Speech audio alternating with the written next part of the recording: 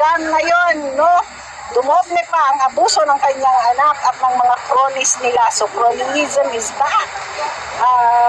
Marami tayong pwedeng baguhin sa ating bansa. Marami tayong pwedeng baguhin sa ating lipunan. At ito ay magsisimula sa ating lahat na huwag tayong matakot sa abusadong gobyerno. If you and I will stand up for our government, and if you and I will stand up for our country and our people, change will surely come.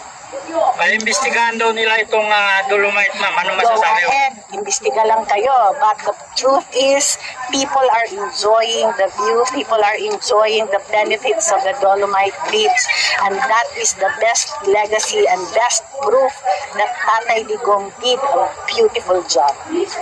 Maraming salamat, ma'am. Thank you! Thank you po.